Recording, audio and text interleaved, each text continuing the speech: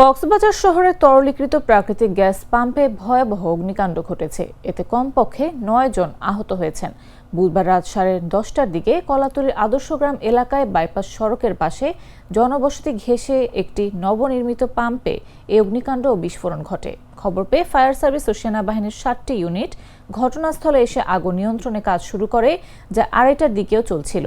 অগ্নিকাণ্ডের ঘটনায় পুরো এলাকায় বিদ্যুৎ বিচ্ছিন্নের পাশাপাশি বন্ধ রয়েছে মহাসড়কে দূরপাল্লার যানবাহন চলাচল। রাত 9:30টার দিকে N Alam LPG gas pump থেকে আগুনের সূত্রপাত হয়। আশেপাশে থাকা বাড়িঘরে আগুনের লেলিহান শিখা ছড়িয়ে পড়লে স্থানীয় বাসিন্দাদের মধ্যে 9 জন আহত হয়। এর মধ্যে একজনের পুরো শরীর আগুনে ঝলসে যায়। আহতদের চিকিৎসার জন্য স্থানীয় হাসপাতালে ভর্তি করা হয়। পরে ঝলসে যাওয়া 9 জনকে উন্নত চিকিৎসার জন্য চট্টগ্রাম বার্ন ইউনিটে প্রেরণ করা হয়েছে। ফায়ার সার্ভিসের 7টি ইউনিট সহ সেনাবাহিনী, বিমান বাহিনী, পুলিশ ও বিভিন্ন স্বেচ্ছাসেবী সংগঠনের লোকজনের সহায়তায় দীর্ঘক্ষণ চেষ্টার পর আগুন নিয়ন্ত্রণে আসে। এ বিষয়ে ফায়ার সার্ভিস ও উদ্ধার কাজে যোগদান করা বাকিদের তথ্য মতে জানা যায়, আগুনের সূত্রপাত গ্যাস পাম্প থেকে হওয়ায় উদ্ধার কাজ করতে গিয়ে অনেকেই অসুস্থ হয়ে পড়ে।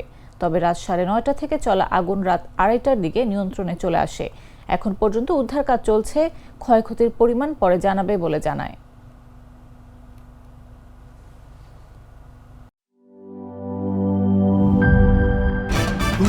ভয় পাস না, এটা কসমিক ডোর। শব্দের আরেক নাম কসমিক ডোর। এর ওয়াল থিকনেস ও রিপ থিকনেস বেশি থাকায় এটাকে 50 বছরেরও বেশি। কসমিক ডোর, নিশ্চিন্তে 50 বছর।